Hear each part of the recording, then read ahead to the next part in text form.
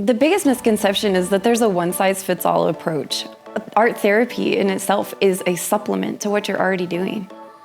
So I teach art as a healing tool. In my own life, I discovered that art gave me the ability to process my emotions, and I wanted to find the reason behind that. And so the more I looked into it, I realized that there's literal science in how art helps regulate the nervous system. And so I leveraged that into sharing my own experiences with other people.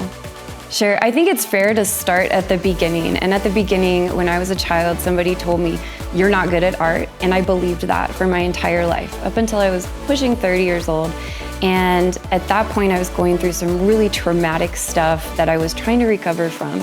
And I wasn't getting what I needed out of traditional therapy. I started painting on my own, and I discovered that it was helping me think. It was helping me to process what I was going through. And not only that, it was helping me find my identity. And so with that energetic feeling that I had, I wanted to find a way to share that with other people. And so I decided I was going to take all the supplies that I had and just do free art sessions with other people. And that's sort of how it was born. Neurographic art is literally the art of the mind. It's Latin, it means art of the mind, and it's artwork that's meant to resemble the network in the brain.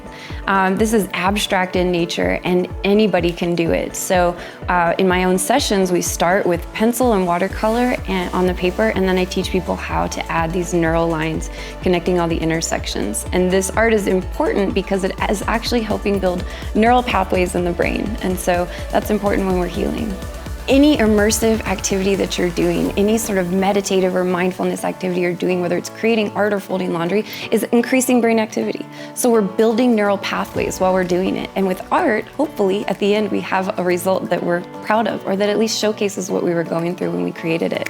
Sure, I had a participant who was excited to come to the session that day. It had been advertised for a while, and she was just talking about how she needed this. Whatever it was that she was going through, she had experienced art classes before, and she liked that feeling that she left with. And I remember after the session, she said, "This gave me so much pause and really helped me know what my next steps can be." And that's why I do this, to create that pause in our emotions. Art regulates the nervous system. I mean, there's so many. One of the highlights of this last year was the feedback forms that I get after some of my sessions. I don't always remember to do them, but rereading the impact that the sessions have had on people is always a really humbling experience. And it reminds me why I do what I do. Absolutely. Creating art and teaching people how to use art as a healing tool has helped me with my own stuff. And I walk away from it just feeling almost like I know my body more. So I'm able to tap in, and instead of reacting to situations that I might have reacted to in the past, now I can respond. So it creates that pause even when I'm not creating. So it's building those patterns in my brain, which I love. Yeah, our emotions can get really out of control sometimes, and if we let them, they can drive what we're doing and what we're saying. And so with any creative practice, it's teaching us subconsciously to have that pause, and then we are in control of our emotions instead of letting them take control of us. Mistakes, for sure. Especially creative mistakes when I'm teaching people how to do something I've been doing for years, and just fumbling my words or whatever. And that definitely makes me laugh. Do they give themselves a hard time about their mistakes? Yes. People give themselves such a hard time. People want to be perfect. They want to mirror what I'm doing. And so they'll have me put up the example art piece, and they want to copy it line for line. And if they don't, then they're frustrated and they're not happy with their work. So a lot of what I'm doing is explaining to people that this is about the process. It's not about the end result. You don't want it to look just like mine because this is your story. Well, I think it's important to just remind people that this is your piece. And I think I just speak from experience, and it's about getting that feeling from the art that you want to feel. And so if your technique is not giving you that feeling, try something different. And when we try something different, we might find that we don't like using a paintbrush and we want to paint with our fingers, and that's totally fine. So I guess the answer is to just explore art, see how it makes you feel. And because art is opening up those neural pathways, you're tapping into parts of your brain you might not have used in a long time. You're going into some spaces that feel unfamiliar. And so that starts to become more you as you're processing it. When I first started this journey, my number one concern was not having financial barriers for people who wanted to explore art. How do I do that, right? So I use my own supplies, and I'm doing free sessions all over town, anywhere that would have me. And eventually I ran out of money. And so my option at that point was to start charging for my sessions or to find a creative way to not have that financial barrier. And so I was able to do that through grant funding. And when I had the realization that art therapy could be billable to insurance, now I can get organizations to pay so that individuals don't have to. So that's one barrier that we're able to overcome. Number one, ask for help. If you're feeling like that and you want to explore creativity as an outlet, just ask. I'm always available by private message, by a phone call. You don't have to sign up for a session or come to a group thing if you don't want to. You can just ask a question. And it starts with that question. What can I do to help? Well, healing is for everybody, and I think it's really important that people know that art helps regulate the nervous system. And that sounds like a mouthful of maybe some health jargon or, positive motivation, but it does help regulate the nervous system. So we're talking about creativity helping us to breathe better, helping us to sleep better, helping us tap into those parts of our brain that we're not familiar with. It has physical benefits on our anxiety levels, on our cortisol levels. And so when we start working on those things, art can become a supplement to our traditional talk therapy or our gym membership.